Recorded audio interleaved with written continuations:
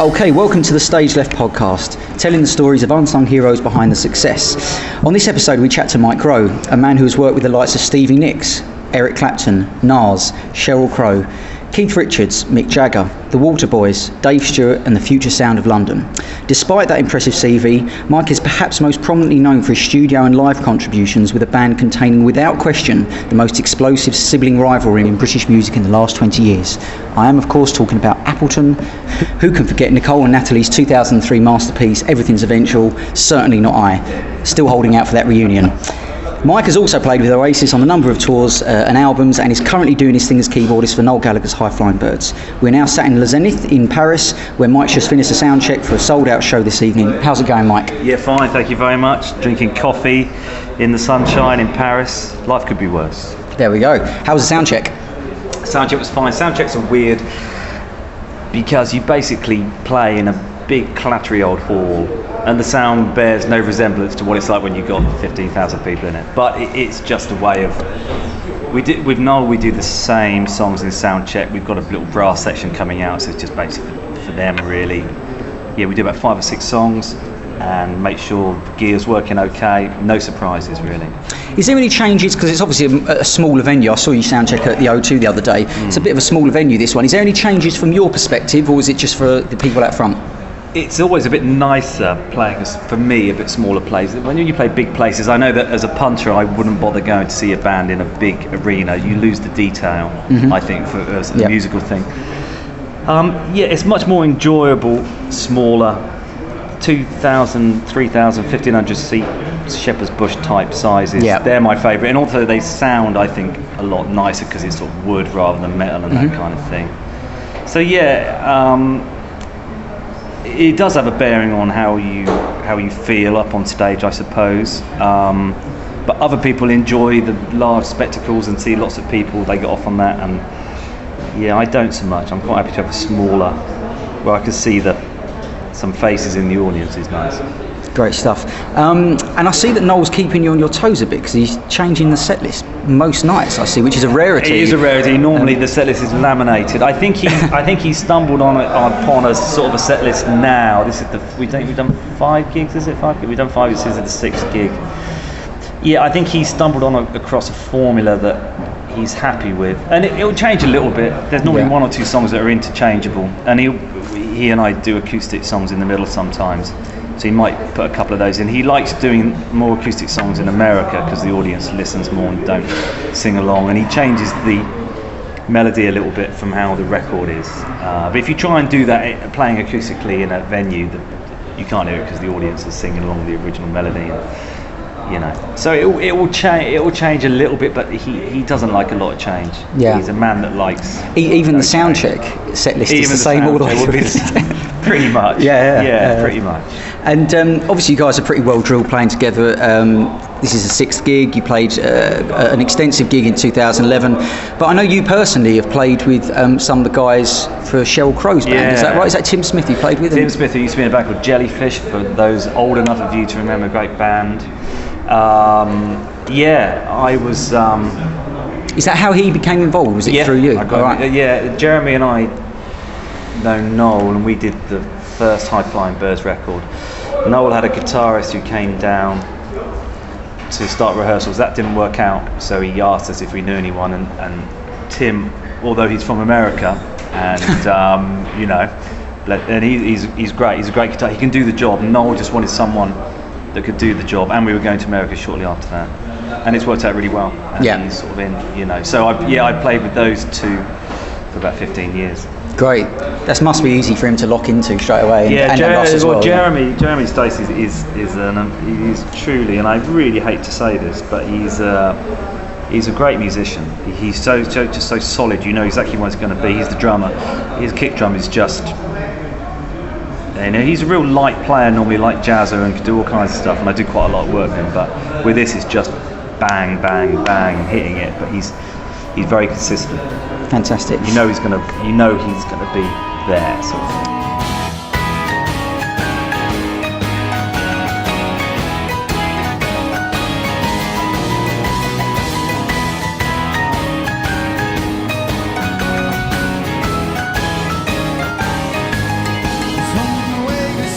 Tell us how playing with Sheryl Crow compares to the working practices of someone like Noel Gallagher when you go on tour. Okay, well, Sheryl is quite American, and there's less hysteria about her than, say, someone like Noel. So it's a little bit, so it's smaller venues, perhaps, on the whole. Sheryl is more sort of about doing lots of different songs, and so there'll be 60 songs she'll throw in maybe one of them. So you've got to keep on your toes more. Noel is more regimented. There's no surprises.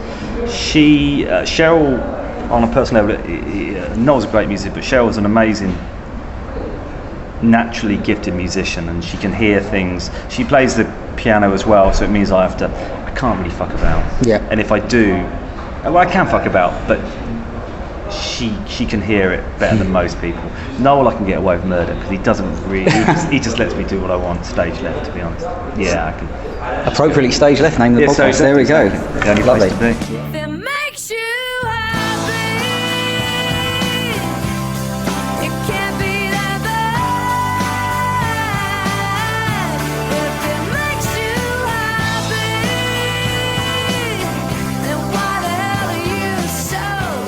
Stage Left Podcast is the story of the guys behind the success. Can you tell us where your musical story starts? The first time you picked up an instrument or went down that route. Okay, I think I was pretty young. Evidently, I was about 2 or 3, and I started playing the piano. 2 or 3? Yeah, I was. My parents were farmers in the middle of nowhere in Buckinghamshire, and I've got 2 older brothers, both musicians, and they played a lot of Beatles stuff.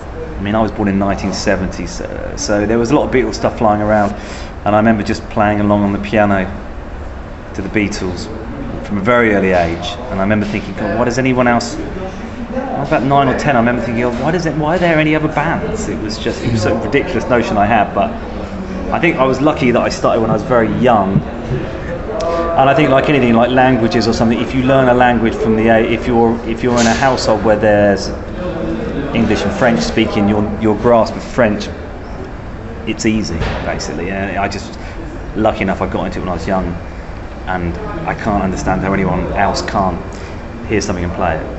Fantastic. The question I have that rises from that is, when you first started playing, obviously 2 or 3, you're not going to be able to hark back to that quite, but what do you think you were trying to accomplish when you were first playing? Did you have specific ambitions, or did No ambitions at all. No, I just enjoyed it. And both my brothers played guitar. My parents they are musical, but they didn't play. We had no friends of the family that were in media anyway. I mean, my only peer, I suppose, is watching people on Top of the Pops, and going, how do I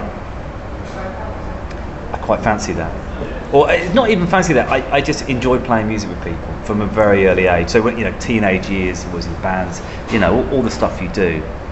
And so, how did that transpose into being?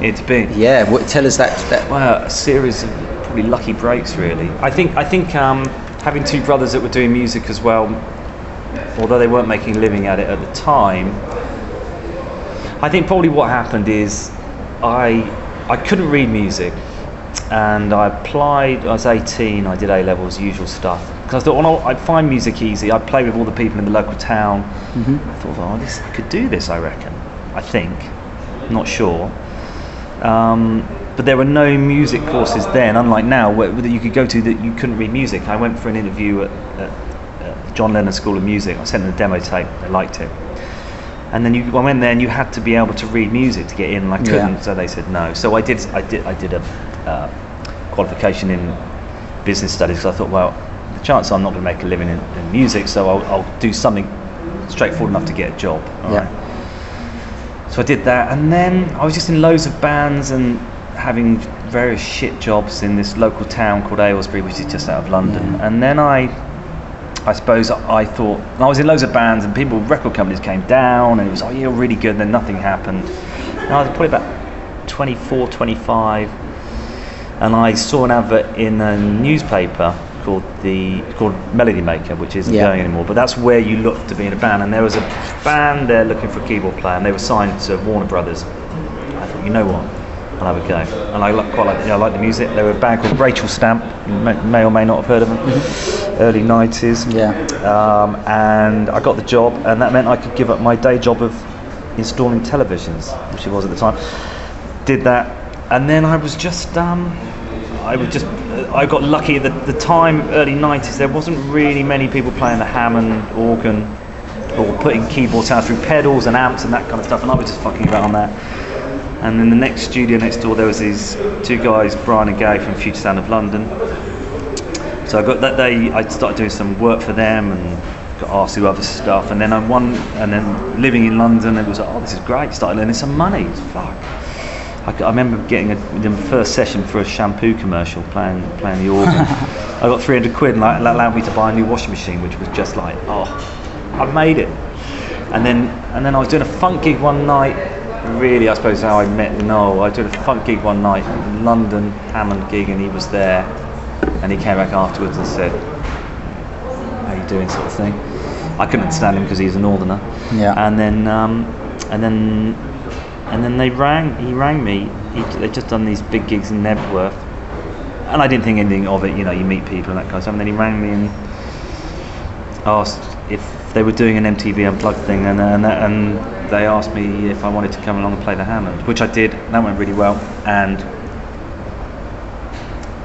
it went from there, really, to be honest, in a nutshell. The MTV Unplugged gig is something I was going to get onto, because that was certainly the first time it came into your work came to my attention. Going back to obviously the day-to-day jobs, and was there any kind of family pressure as such for you not to go into the music industry? You know, you already had a day-to-day job installing TVs and making a living. Yeah. Did family say, "Come on, Mike"? No, my parents were pretty cool, actually. Yeah. They weren't.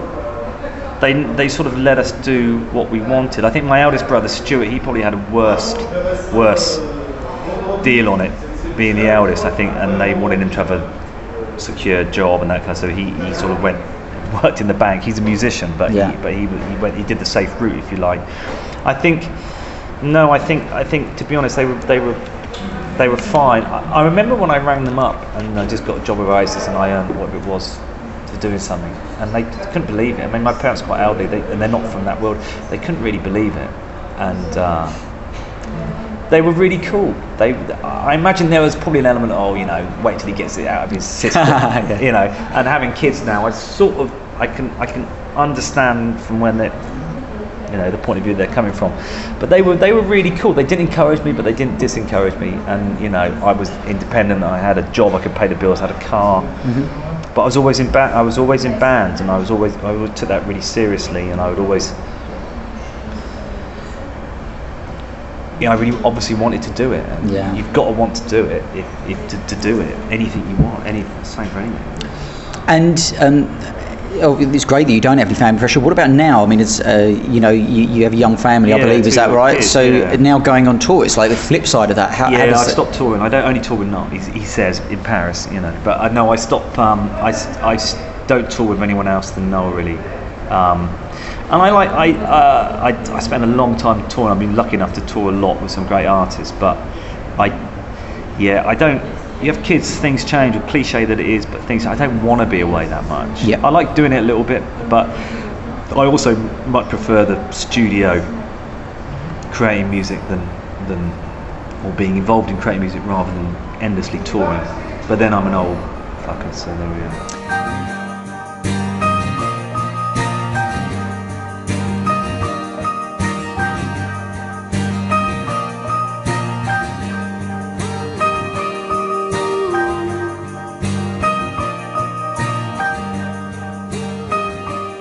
I think a lot of what you're doing at the moment would be deemed by young musicians starting in bands as you've made a success in the music industry. I think that's quite a fair assumption to make, rightly or wrongly. But I think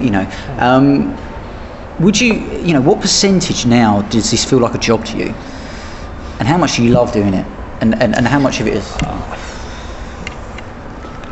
I still love it. Mm-hmm. I'm still sort of waiting. I'm not, but there's an quite element of someone knocking on the door and saying, actually, Mike, you can't be a musician. You're not trained. Go and get a proper job. Do you know what I mean? We all have that. Which is very common. There's a lot of anxiety like that. But I suppose the longer you do it, the more confidence you have that everything's going to be all right. Certain things feel like a job sometimes, but I have been lucky enough to work with 99% of the people I've ever been in the studio with have been great, and you just wanna help make it as good as it can be. And if that's not playing or whatever that is, it's just nice to be around those people, you know.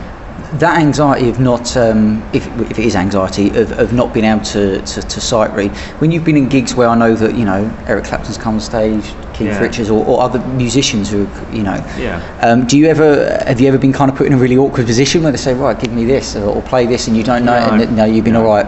No, I've been thrown in the deep end. Yeah, not really. The only time I was thrown in the deep end, I was playing with Oasis, and then I started also playing with Sheryl Crow, an American singer who was pretty big at the time, and the two went on. I would work with Sheryl, then work with Oasis, and then it got to a point where I had to make a decision, and I've been with Oasis 5 years, and I wanted to do something else, so I went with Sheryl sort of full time then. And so first day rehearsals for this quite big tour, 99, when was it? Yeah, 99. And I turned up in Los Angeles, you know, at the rehearsal room, all American band, you know, all quite slick players and all that kind of stuff. And, you know, Sheryl handed me this sort of sheet music of the stuff, and it's like, oh shit. You know, it's like tonight walking in a pub and the music goes off the jukebox, you know. Sheryl, I can't read, you know, but I just done my own way of learning it, which is just learn it parrot fashion, again and again. But going from Oasis and stuff in the UK that I was doing to that level of detail with Sheryl really kicked me up the arse to just have to know it. Even if you don't like the part you're going to play, you've got to be able to show her you can play the part with exactly the right sound. So if it's a certain word, you get that certain word. So if it's with a pedal, you get that pedal. You nail that sound to the nth degree. And I was just so winging it. I am winging it still now, but I was so winging up till then, and that I was with her for 11 years, and that just taught me that if someone wants you to play with them on stage, and if you're going on tour supporting an album, whatever, you need to be able to know that album inside out first, and then you move away from it as a band. But first, you've got to turn up knowing it. And your responsibility to find the exact sounds if you were matching something on a record, or I just listen and fuck about. I mean, now I use a lot of computers and samples and stuff, but I just know more now. Oh yeah, that's a B3 through or something, so that's a Wurlitzer, or now you can even sample the sound and create things, which I do now. Or you just ask, you just ring up the producer and go, I don't remember what, excuse me, could you tell me what keyboard you use? Do you know what I mean? It's simple like that, but it's just good to go in knowing that you've done your work. If you don't get the job for whatever reason, it might be just your clothes are wrong, your face doesn't fit, all these kind of things. You're beholden to the lap of, the gods, but just know it. Fantastic, good advice. And for any young musicians, any pressures being a full-time touring musician that we don't see, that we don't hear about? We hear about the glamour, but No, very lucky. There's not much. No, I suppose I'm not. I don't get nervous about it. I think you get nervous about it first, but I think after a while you just get used to it. I don't want to say it's a job, but when you're getting paid to do something, it is a job. Yeah. So it's quite clear. You have to know it. So I think probably people think that, especially if you're on tour with quite Larry characters or whatever, you're just out all night, up to no good. But if you're not in the band and a side man, if you like, or a side woman, you do have a responsibility of doing that gig. I know a lot of people who do what I do got carried away, and you become close to the people you work with. You're with them all the time, so you become friends of sorts, but they're paying you, so it can't be an even friendship. So if you fuck up again and again and again, they're going to find someone else. There's enough people want the gigs, so you've got to take it. It is a job. It doesn't feel like a job, but it is a job. Just get the job done well. Nobody can ever hear him. Nobody can ever hear him. Nobody can ever hear him.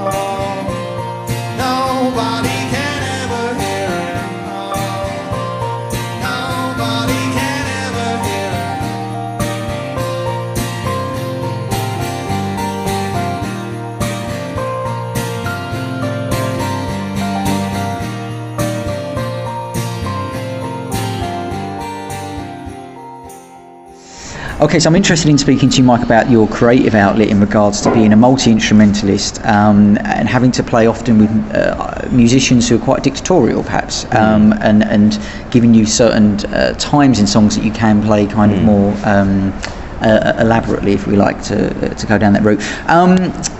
Have you ever had a problem with that? No, I don't know. I think you sort of, so someone rings you up and goes, you know what, can you come and help me? Can you come and play on this record? Okay, yeah. If you wanted, if I like the music and all blah blah blah, yeah, I'd love to. You know, so I turn up,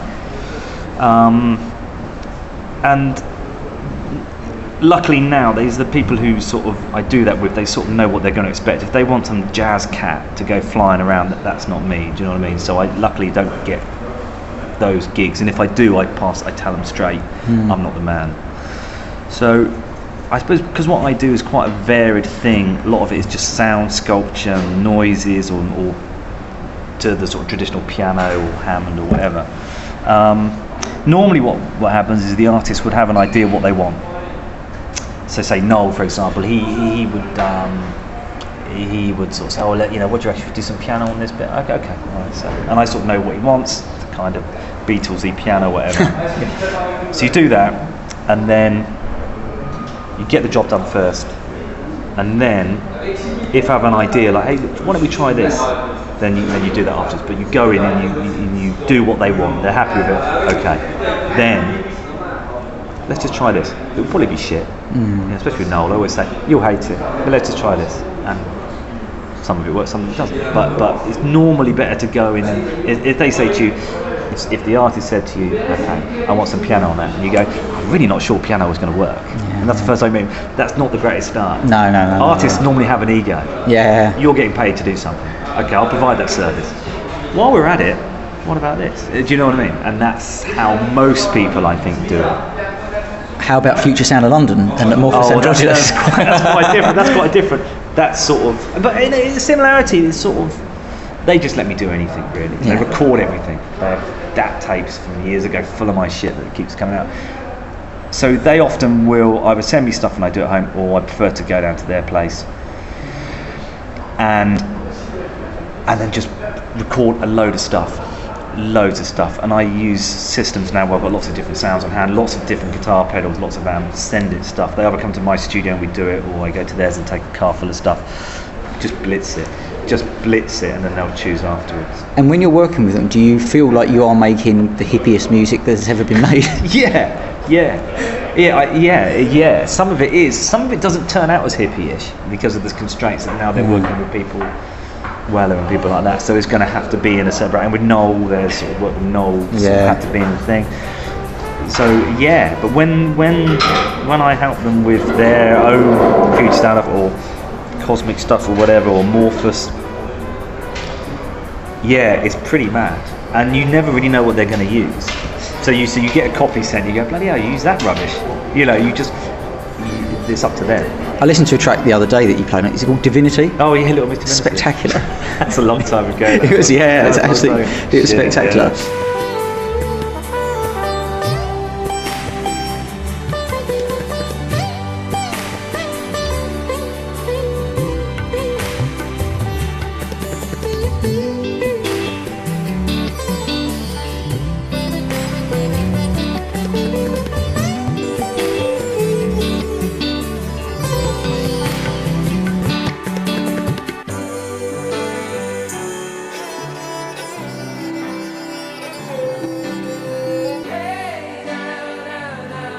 Fantastic. And do you write songs? Because you've written songs in the past, haven't you? For Appleton, is that right?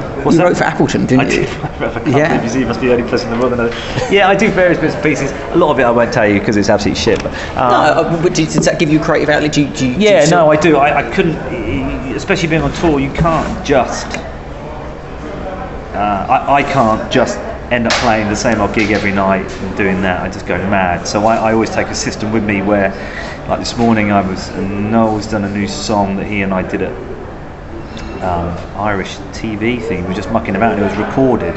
So I got the recording and I just put some keyboards on it. What's it called? Can't tell you. Oh shit. But it's really good.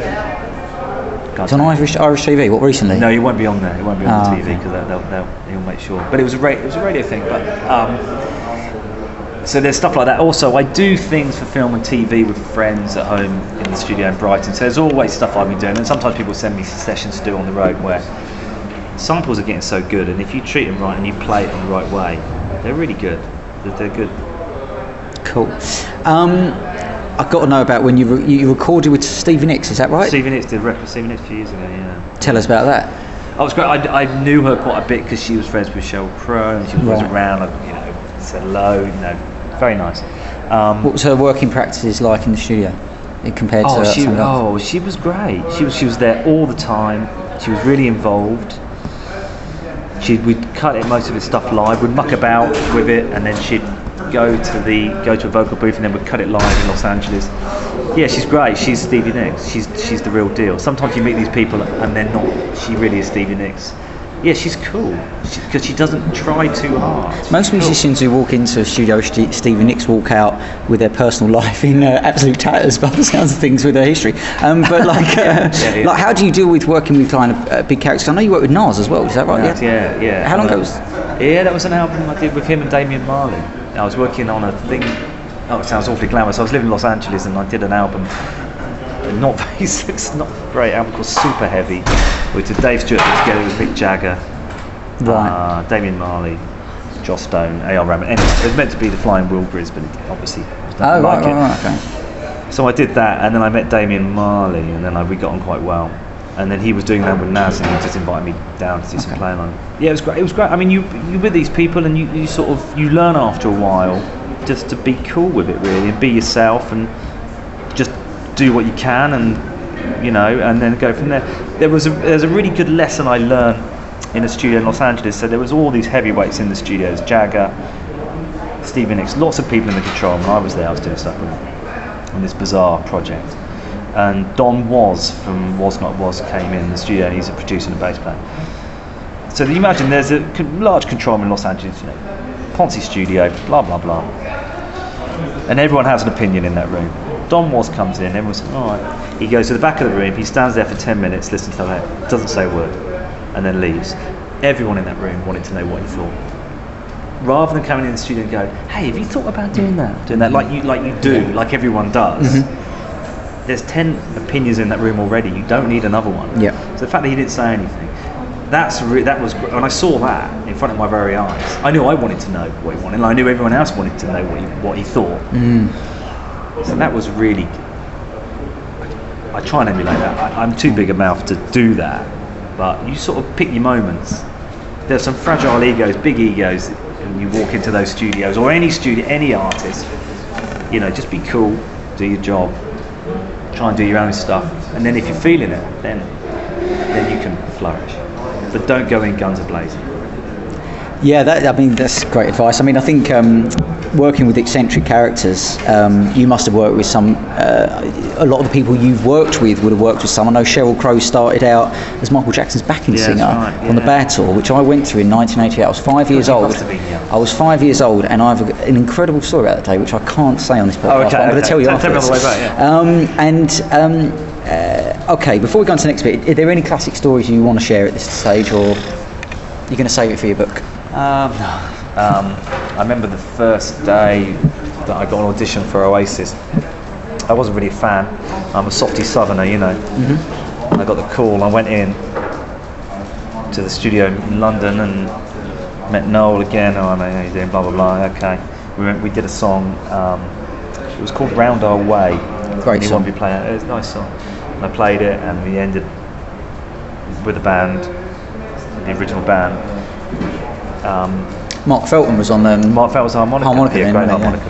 Yeah. Great, lovely chap. And Noel came over and said, "Great, do you want to do it?" Yeah, brilliant. Okay, excellent.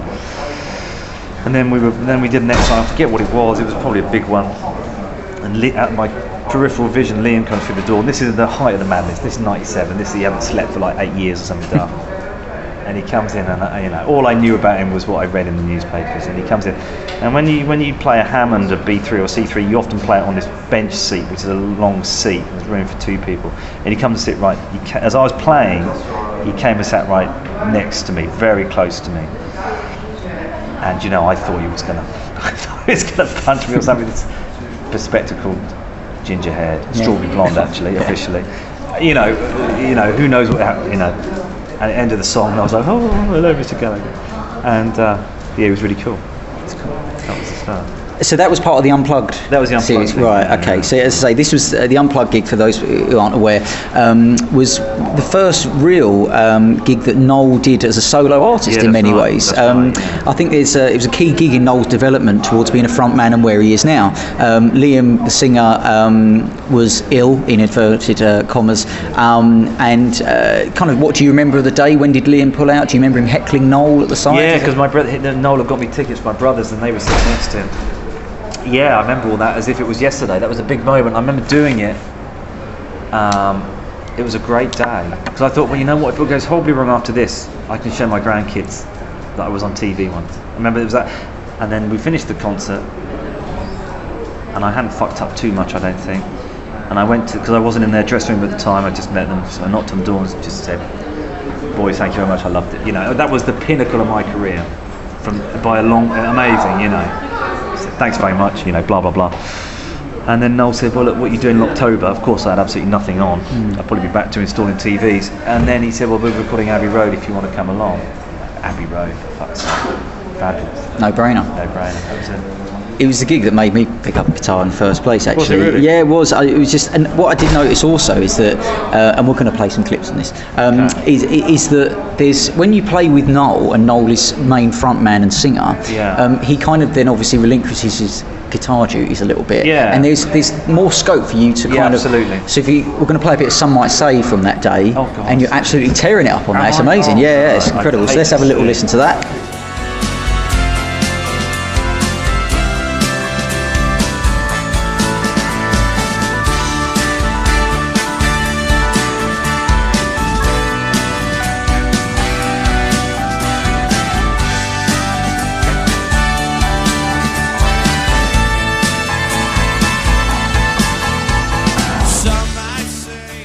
Yeah, you can I apologise about that. I think I was really showing off. Yeah, sure I was. Yeah, it's fantastic.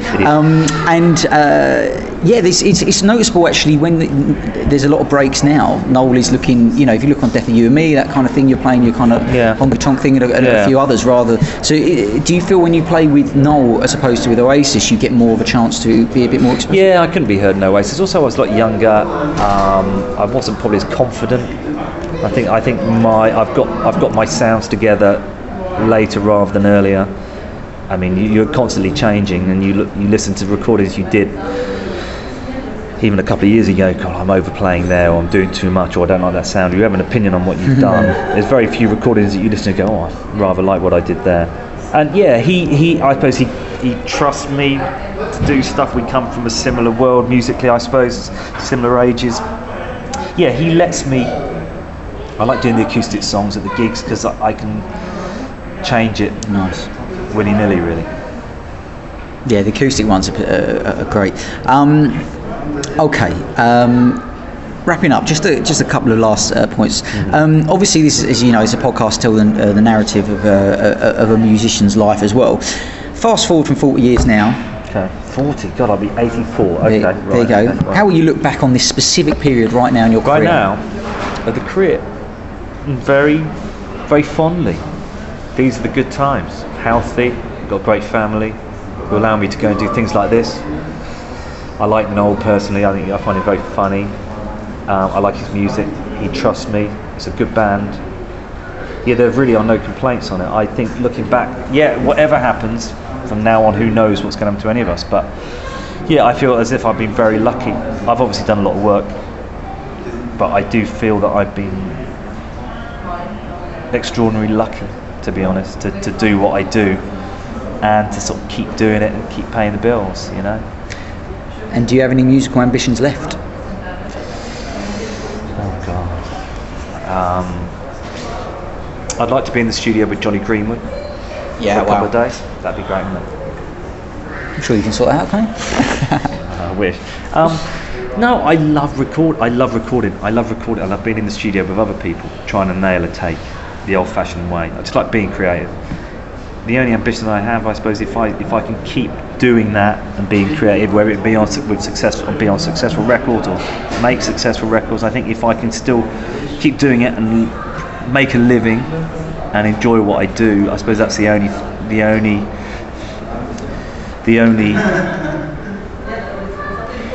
I want to keep doing. I'm fortunate enough to do stuff with Dave Gilmour last year. That was great. So has that been released yet? Or? I think it's coming out soon. Solo record. I don't know. I've signed some forms for it. So, just if I can just carry on making, if I can find a way to carry on making a living out of being creative, that's amazing, isn't it? Really. I think that's where everyone wants to be. I mean, if you can do that, you know how many people want to do that? Don't, unfortunately. But I think there are things that anyone you see who's doing that, they do have things in common, that they've probably put it before everything else for a certain period of time, and they probably work really hard. Noel likes to give the impression he doesn't work hard, but he does. He writes songs all the time. Sheryl Crow, Jagger, all of them, they all have that thing in common. They all want it more, or they all wanted it more than anything at some point, and they've put the hours in. Like if you want to be if you're a plumber and your plumbing business is doing really well, it's exactly the same. You just have to do it.